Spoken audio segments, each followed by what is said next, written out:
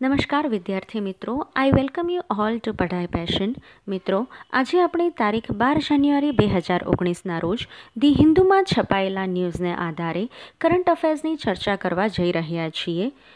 આ ચર્ચા શરૂ કરતાં પહેલાં ગઈકાલના પ્રશ્નોની અને તેના સાચા જવાબોની ચર્ચા કરી લઈએ. ગઈકાલનો પ્રશ્ન હતો ઉઝબેકિસ્તાનની રાજધાની, તો એ છે તાશ્કંદ, અને સિક્કિમનું પહેલું એરપોર્ટ અને ભારતનું 100મું એરપોર્ટ કે જેનું ઉદ્ઘાટન પ્રધાનમંત્રી દ્વારા થયું હતું, તો એ છે પોક્યોંગ એરપોર્ટ. તો આ વિદ્યાર્થી મિત્રો છે કે જેમ તમે આ સ્ક્રીન પર જોઈ શકો છો, તેને આના જવાબ સાચા આપ્યા છે. કરણસિંહ ચૌહાણ, કલ્પેશ પાંડ્યાજીએ બંને પ્રશ્નોના સાચા જવાબ આપ્યા છે. ચેતન ઝીંઝુવાડિયા, એમણે પણ સાચા જવાબ આપ્યા છે. વિપુલ મકવાણાના પણ 2 જવાબ સાચા છે. સ્પાઇક એન્જિનિયરિંગ દ્વારા સાચો જવાબ અપાયો છે. નસરીન પઠાણે બંનેના સાચા આન્સર આપ્યા છે. અને મનીષ વિરામગામી, એમણે પણ સાચો જવાબ આપ્યો છે તાશ્કંદ. તો આ વિદ્યાર્થી મિત્રોએ સાચા જવાબ આપ્યા છે. અને એ સિવાય એક કોમલ ઠક્કર મેડમ છે, એમણે સજેશન ઘણા જ સારા છે કે ગુજરાતી પાક્ષિકના અને ગુજરાતી રોજગાર સમાચારના ક્વિઝની ચર્ચા કરવાની એમણે સજેશન આપ્યા છે. તો મિત્રો, જેમણે સાચા જવાબ આપ્યા છે એ દરેકને અભિનંદન, અને તમારા દરેક સજેશન્સ સ્વીકાર્ય છે. અમે પઢાઈ પેશનની ટીમ કન્ટિન્યુઅસલી તમારા સજેશન્સને અવલોકન કરીએ છીએ અને એ પ્રમાણે તમને મટીરિયલ પૂરું પાડવાની સંપૂર્ણ કોશિશ કરી રહ્યા છીએ. તો એ માટે તમે પણ જરૂરથી તમારા સજેશન્સ આપતા રહો અને ક્વેશ્ચન્સના આન્સર મને કમેન્ટ બોક્સમાં લખીને જણાવતા રહો. તો ચાલો આજ સાથે હવે શરૂ કરીએ આજના કરંટ અફેર્સની ચર્ચા.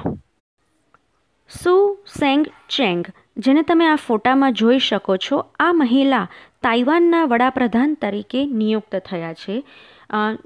સુ સેંગ ચેંગ એ તાઇવાનની ડેમોક્રેટિક પ્રોગ્રેસિવ પાર્ટીના ચેરમેન હતા. અને આમના પહેલાં જે વિલિયમ લાય કે જેઓ તાઇવાનના વડાપ્રધાન હતા, એમની સરકાર દ્વારા લોકલ ઇલેક્શનમાં હાર થવાથી પોતાની જવાબદારીનો સ્વીકાર કરીને રાજીનામું આપી દીધું હતું. અને હવે તેમની જગ્યાએ તાઇવાનના નવા વડાપ્રધાન તરીકે સુ સેંગ ચેંગની નિયુક્તિ કરવામાં આવી છે. તાઇવાનની કેપિટલ છે તાઇપેઈ અને તાઇવાનની કરન્સી છે ન્યૂ તાઇવાન ડોલર. આપણા જળ સંસાધન મંત્રી શ્રી નીતિન ગડકરીની હાજરીમાં રેણુકાજી ડેમ મલ્ટીપર્પઝ પ્રોજેક્ટના નિર્માણનું એક એગ્રીમેન્ટ 6 રાજ્યો દ્વારા સાઇન કરવામાં આવ્યો છે. હરિયાણા, હિમાચલ પ્રદેશ, ઉત્તરાખંડ, દિલ્હી, રાજસ્થાન અને ઉત્તર પ્રદેશ, આ 6 રાજ્યો છે. મિત્રો, તમે આ તસવીરમાં જોઈ શકો છો કે હરિયાણાના સીએમ મનોહરલાલ ખટ્ટર, હિમાચલ પ્રદેશના સીએમ જયરામ ઠાકુર, ઉત્તરાખંડના સીએમ TS રાવત, રાજસ્થાનના સીએમ અશોક ગેહલોત અને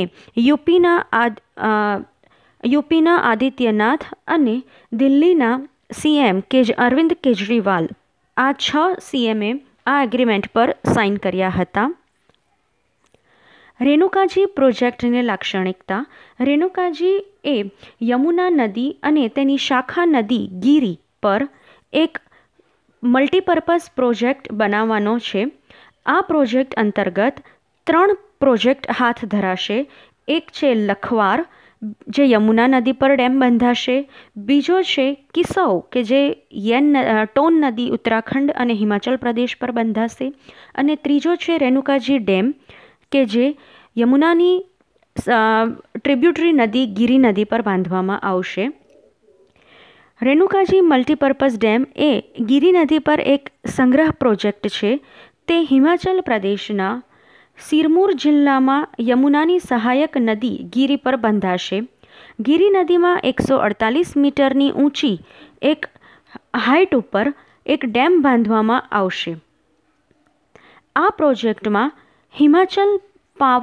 Himachal Pradesh power corporation limited દ્વારા તેના પીક ફ્લો દરમિયાન 40 મેગાવોટ વીજળીની પણ નિર્માણ કરવાનો સમાવેશ આ પ્રોજેક્ટ અંતર્ગત કરવામાં આવ્યું છે. આ મલ્ટીપર્પઝ પ્રોજેક્ટમાં એક પ્રોજેક્ટ છે લખવાર, તો એ ઓલરેડી ઓગસ્ટ 2018માં સાઇન થઈ ચૂક્યો છે. કિસાઉ પ્રોજેક્ટ એ હવે જલ્દીથી ફ્લોર પર જશે એવું નીતિન ગડકરીએ જણાવ્યું હતું. અને આ પ્રોજેક્ટ થયા બાદ ગીરી નદીનું પાણી 110% વધી જશે કે જે દિલ્હી અને તેની આજુબાજુના જે રાજ્યો છે તેની પીવાના પાણીની જરૂરિયાતની સમસ્યાને પૂરી કરશે. મિત્રો, આ પ્રશ્ન આગામી પરીક્ષા માટે ખૂબ જ અગત્યનો છે. લખવાર પ્રોજેક્ટ જે હતો એનો પણ પ્રશ્ન જીપીએસસી ઓલરેડી પૂછી ચૂકી છે અને હવે જ આ એક બીજો એને રિલેટેડ એક પ્રોજેક્ટ આવે છે, રેણુકાજી ડેમ પ્રોજેક્ટ. એ પણ આગામી પરીક્ષામાં પૂછાવાની શક્યતા છે. તો આ પ્રોજેક્ટ કઈ નદી પર બંધાવવાનો છે અને એને રિલેટેડ 6 રાજ્યોના નામ ખાસ યાદ રાખી લેજો. કેન્દ્રીય કેબિનેટે જાપાન સાથે કરન્સી સ્વેપના કરારને મંજૂરી આપી દીધી છે. $75 અબજ દ્વિપક્ષીય ચલણ સ્વેપની આ વ્યવસ્થા એ પરસ્પર આર્થિક સહકાર અને બે દેશો વચ્ચેની વિશેષ વ્યૂહાત્મક અને વૈશ્વિક ભાગીદારી માટે એક સીમાચિહ્ન રૂપ છે. આ કરાર કરવાની ચર્ચા વિચારણા જ્યારે ભારતના વડાપ્રધાન શ્રી નરેન્દ્ર મોદી જાપાનની વિઝિટ પર ગયા હતા ત્યારે કરવામાં આવી હતી. અને કરન્સી સ્વેપના શું લાભ છે એ જોઈશું. કરન્સી સ્વેપ એ એક એવો અગ્રીમેન્ટ છે જે બે પક્ષો વચ્ચે અન્ય ચલણની વિનિમય કરવા માટે અને એક ચોક્કસ સમય પછી બદલાયેલી મૂળ રકમને પરત કરવા માટે એક વિદેશી વિનિમય કરાર છે. ચલણ સ્વેપની સુવિધાથી ભારતને તેનું આયાતી મૂલ્ય ચૂકવવા માટેનું સરળ બનશે. આ સિવાય ભારતના દેશના બેલેન્સ ઓફ પેમેન્ટની પરિસ્થિતિ પણ સુધરશે અને કરન્સી સ્વેપથી એક્સચેન્જ રેટનું જે રિસ્ક છે એ પણ ઘટાડી શકાશે. તો મિત્રો, આજનો હવે આ બીજો સવાલ છે કે અહીં આપણે વાત કરી જાપાનની, તો જાપાનના વડાપ્રધાન કોણ છે એ મને કમેન્ટ બોક્સમાં લખીને જણાવજો. WEF વર્લ્ડ ઇકોનોમિક ફોરમે નેધરલેન્ડના આઇઝમુડેન ખાતે ટાટા સ્ટીલ પ્લાન્ટને તેની અદ્યતન ઉત્પાદન સુવિધાઓ સાથે મેન્યુફેક્ચરિંગ લાઇટ હાઉસ તરીકે ઓળખી કાઢ્યું છે, જે ભવિષ્યની અદ્યતન ટેકનિકને સફળતાપૂર્વક અપનાવી તેનું સંકલન કરી નાણાકીય કામગીરીને વધારે અસરકારક બનાવે છે. ટાટા સ્ટીલના પ્લાન્ટની કામગીરી એ આવનારી ચોથી ઔદ્યોગિક ક્રાંતિમાં લીડર તરીકે બની રહેશે એવું પણ WEFના આ રિપોર્ટમાં જણાવાયું છે. આ રિપોર્ટ માટે WEF દ્વારા 1000 જેટલી ફેક્ટરીઓનું અસેસમેન્ટ થયું હતું અને કેટલીક 16 કી ફેક્ટરીઝને એ લોકોએ મેન્યુફેક્ચરિંગ લાઇટ હબ તરીકે ઓળખાવી હતી. આ મેન્યુફેક્ચરિંગ લાઇટ હાઉસ બનવાની સાથે હવેથી ટાટા સ્ટીલ એવી ફેક્ટરી બનશે કે જે પ્રોડક્શન શીખવા માટે બીજી બિઝનેસ જે ફેક્ટરીઝ છે તેને બેસ્ટ લર્નિંગ એક્સપિરિયન્સ પણ પ્રોવાઈડ કરશે. લાઇટ હાઉસનો દરજ્જો મળવાથી એક પ્લસ પોઈન્ટ મળે છે કે બીજા મેન્યુફેક્ચરિંગ બિઝનેસને એક પ્રોડક્શન નોલેજ પૂરું પાડવાનું રહે છે. WEF એ 1971માં એસ્ટાબ્લિશ થઈ હતી. તેનું હેડક્વાર્ટર કોલોની જીનેવામાં સ્વિટ્ઝરલેન્ડ ખાતે આવેલું છે અને તે એક નોન પ્રોફિટ ફાઉન્ડેશન છે. આ સિવાય WEF એ ગ્લોબલ જેન્ડર ઇન્ડેક્સ પણ બહાર પાડે છે અને ગ્લોબલ કોમ્પિટિટિવ ઇન્ડેક્સ પણ બહાર પાડે છે. ગત વર્ષ 2018નો ગ્લોબલ કોમ્પિટિટિવ ઇન્ડેક્સમાં ઇન્ડિયાનો રેન્ક શું હતો એ મને કમેન્ટ બોક્સમાં લખીને જણાવજો. RBI દ્વારા GSM સ્કીમ હેઠળ સોનાની થાપણ કરવા માટે ચેરિટેબલ ટ્રસ્ટ, કેન્દ્રીય સરકારની સંસ્થા અને રાજ્ય સરકારની કેટલીક સંસ્થા અને કંપનીઓને પણ મંજૂરી આપવા માટે આ ગોલ્ડ મુદ્રીકરણ સ્કીમ, ગોલ્ડ મોનિટાઇઝેશન સ્કીમમાં કેટલાક ફેરફારો કરવામાં આવ્યા છે. આ GMS સ્કીમ એ સરકાર દ્વારા 2015માં લોન્ચ કરવામાં આવી હતી. તેનો એ સમયે તેનો હેતુ હતો કે ઘરમાં પડી રહેલા સોનાને માર્કેટમાં મોબિલાઇઝ કરવું, પણ હવે તેમાં આ ફેરફાર કરી અને 2-3 સંસ્થાઓ એડ કરી દેવામાં આવી છે.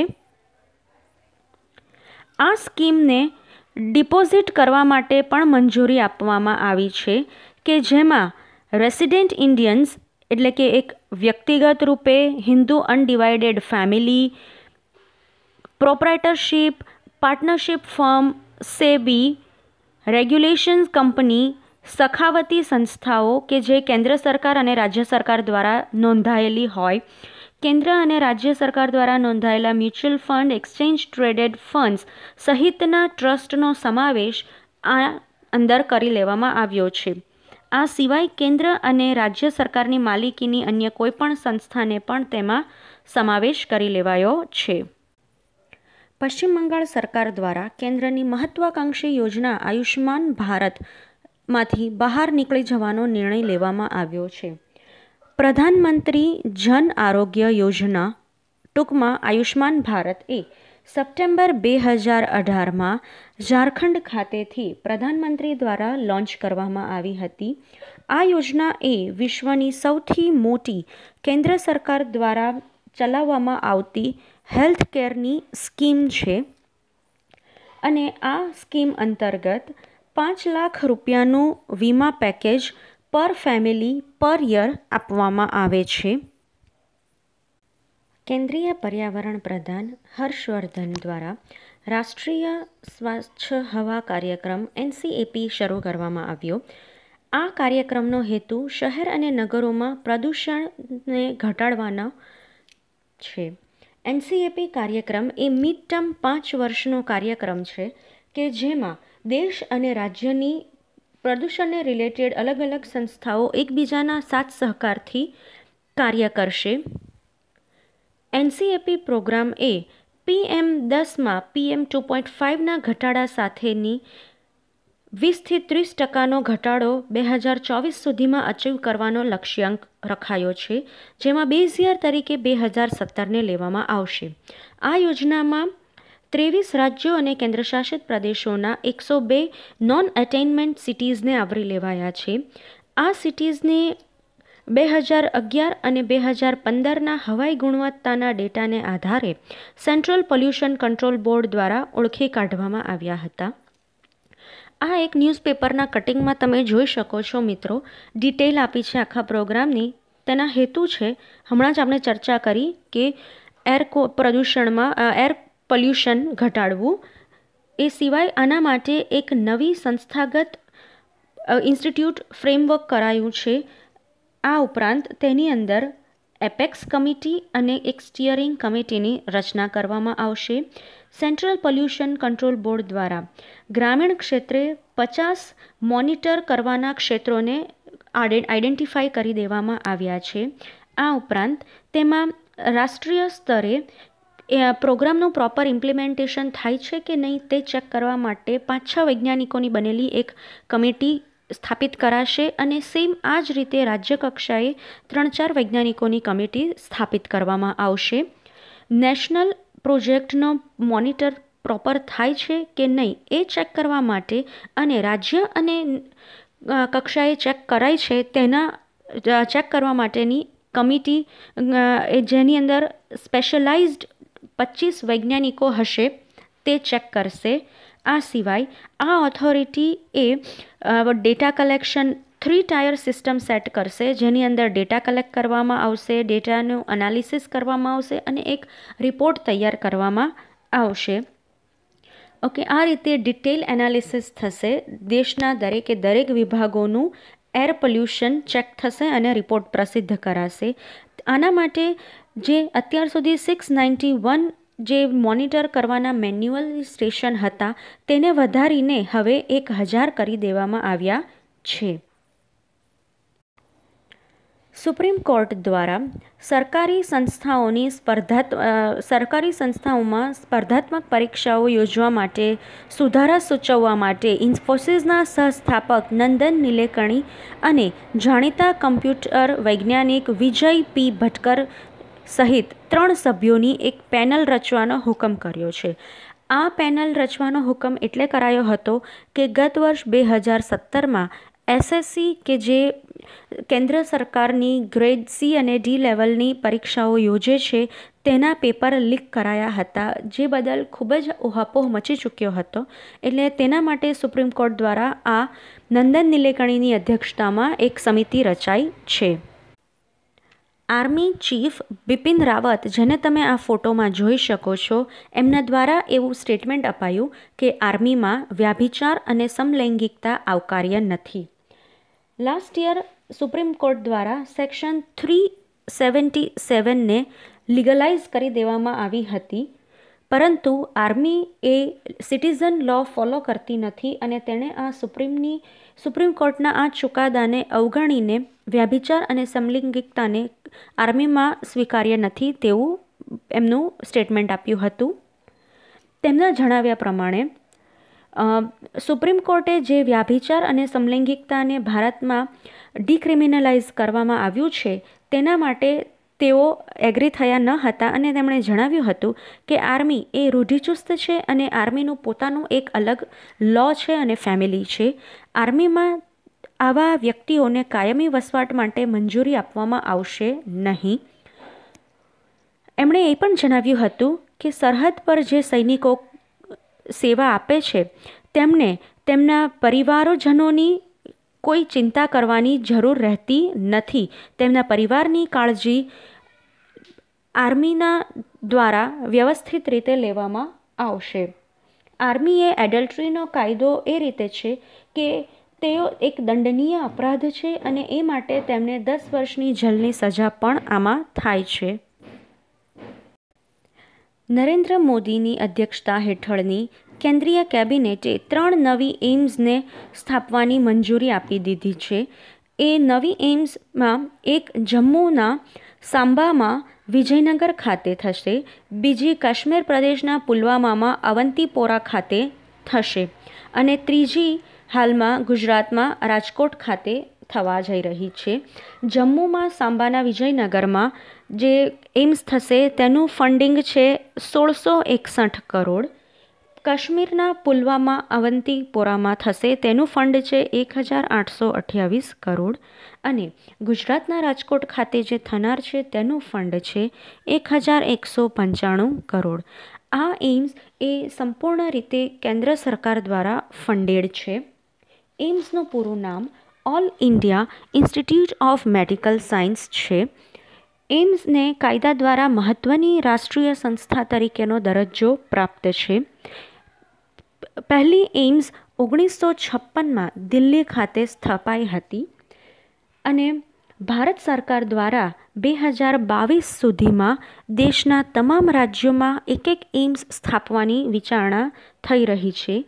ભારતમાં એઇમ્સને સ્થાપવાનો પહેલો વિચાર તત્કાલ જે તે સમયના પ્રથમ આરોગ્ય મંત્રી રાજકુમારી અમૃતા કૌરે આપ્યો હતો.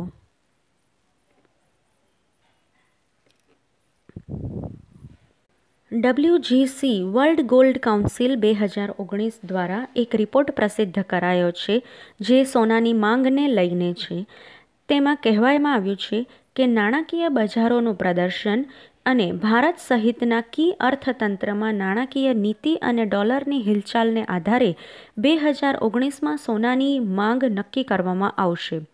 જોકે આ રિપોર્ટમાં તેમણે આગામી વર્ષ માટેના સોનાના ભાવનું અનુમાન કરવાનું કોઈ વાત જણાવી હતી નહીં, પણ આ રિપોર્ટમાં એવું ચોક્કસપણે જણાવ્યું હતું કે રોકાણકારોને એક વૈકલ્પિક સેફ ઇન્વેસ્ટમેન્ટ તરીકે સોનું યલો મેટલ હેલ્પફુલ થઈ રહેશે. WGC એ ગોલ્ડ ઉદ્યોગ માટે બજાર વિકાસ સંસ્થા છે. તે ઉદ્યોગના તમામ ભાગોમાં સોનાના ખાણકામથી રોકાણ સુધીનું કામ કરે છે અને તેનું લક્ષ્ય બજારમાં સોનાની માંગને ઉત્તેજિત કરવા અને ટકાવી રાખવાનું છે. તેનું મુખ્ય મથક છે યુકેમાં અને આ સિવાય તેની બીજી ઓફિસ છે ભારત ખાતે, ચીન, સિંગાપોર, જાપાન અને યુએસમાં.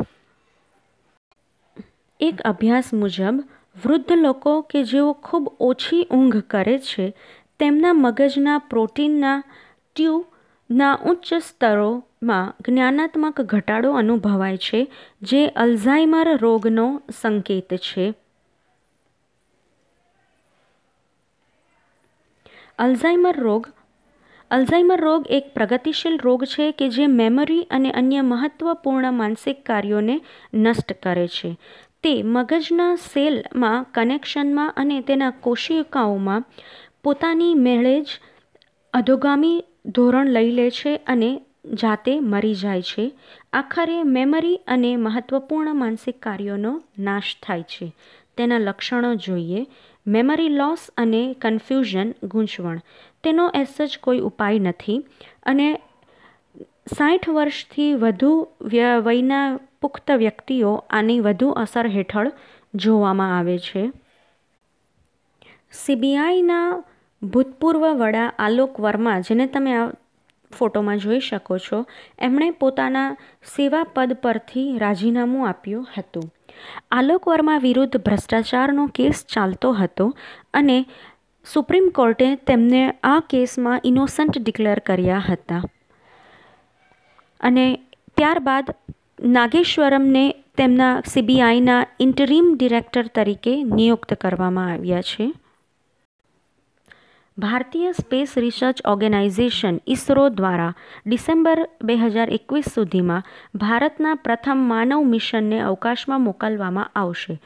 તેનું નામ છે ગગનયાન. તે અંતર્ગત 3 વ્યોમનોટ્સને અવકાશમાં મોકલવામાં આવશે અને તેઓ અવકાશમાં સતત 7 દિવસ સુધી રહેશે. ભારતીય વેઇટલિફ્ટિંગ ફેડરેશનના અધ્યક્ષ બિરેન્દ્ર પ્રસાદ બિશ્યાને ટોક્યો ખાતે યોજાનારી આગામી 2020 ઓલિમ્પિક્સ માટે શેફ ડી મિશન તરીકે નામ અપાયું હતું. ભારતના ઓલિમ્પિકના ઇતિહાસમાં વેઇટલિફ્ટિંગ ક્ષેત્રમાંથી પહેલીવાર કોઈક પર્સનનું નામ શેફ ડી મિશન તરીકે અપાયું હતું. આ 2020 ઓલિમ્પિક્સ એ સમર ઓલિમ્પિક્સ હશે, જે ટોક્યો ખાતે યોજાનાર છે. ટોક્યો એ જાપાનની રાજધાની છે. જાપાને હાલમાં જ ઇન્ટરનેશનલ વેલિંગ કમિશનમાંથી પોતાનું નામ કમી કરાવી દીધું છે અને આગામી જૂન 2019માં જે G20 સમિટ યોજાવાની છે એ જાપાનના ઓસાકા ખાતે યોજાવાની છે.